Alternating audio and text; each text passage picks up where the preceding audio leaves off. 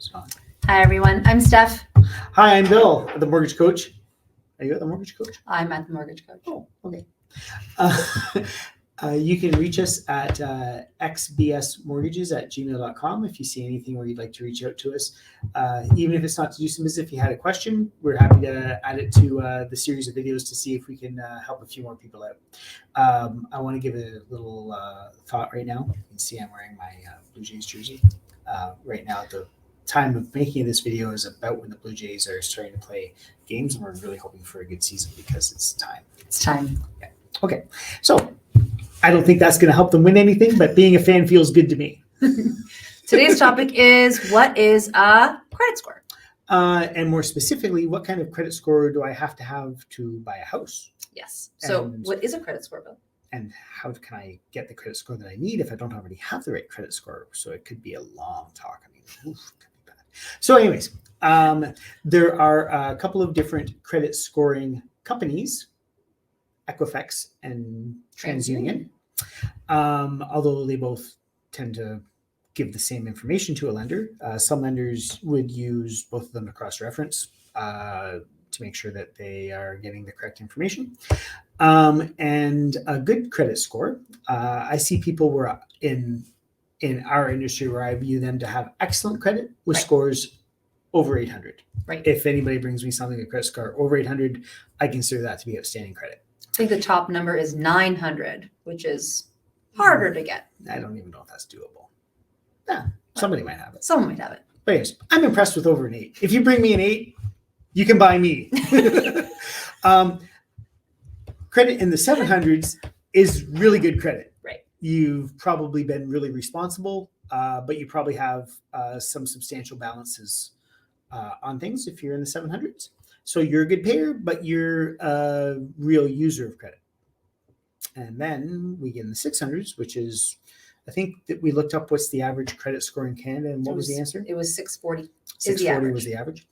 And then that brings me to the next question, and that is, how good a credit score do I have to buy a house? Right. Well, like a lot of the questions we're going to get asked, the answer is depends. Right. One thing that it depends on, which is probably really important for most of the talks that we have, is what is the threshold that I can get an insured mortgage at? And in that case, and there's been some talk about adjusting these, and at the time of this video, the answer was still that the primary borrower had to have a credit score of 680 in order to get an insured loan from the Canada Mortgage and Housing Corporation. We'll have more information about CMHC in another video. But the important part to know is that if you want to put down less than 20% on a house, even if you can afford the house in every other way, the main breadwinner in that house needs to have his credit score over 680. Correct. What can I do if my credit score isn't good enough? Well, the first thing that you should do is talk to your mortgage agent, maybe work out a budget. Let's figure out how we can improve that credit. And some things that we could do is potentially consolidating some debt. Sometimes, if you already own a home, the answer to making the credit score pop is not that you're slow at paying your bills, but that you're just utilizing. And if you hear your mortgage professional banker say your utilization is too high, right? It just means that you have a $20,000 line of credit, it's maxed. You got a $10,000 credit card, it's maxed. You got a car loan that you just got, so you owe $35,000 on a car that if you sold it tomorrow was only worth, well, I don't know if you ever sold a car, but I always lose money. So your utilization of the amount of credit that you've been granted is too high.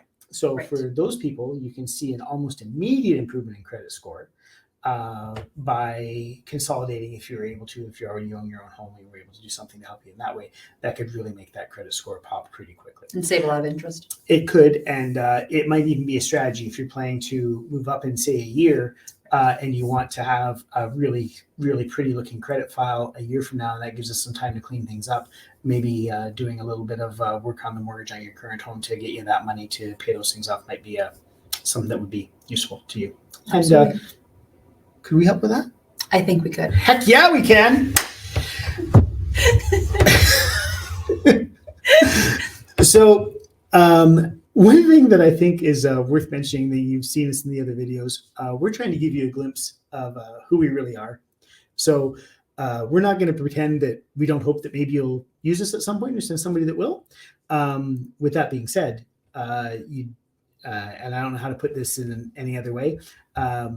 We also are fortunate enough in our lives that if somebody asks us to do something that doesn't fit within our moral compass, we might tell you that we won't help you. It might not be that we couldn't help you, but sometimes there will be a situation where if we think you're just digging a ditch that shouldn't be dug, we might tell you. So I hope that that's okay with everybody out there, because we might not be the right mortgage agent for everybody, but I hope that for at least some people, we're the right kind of people to help them, because we really do care.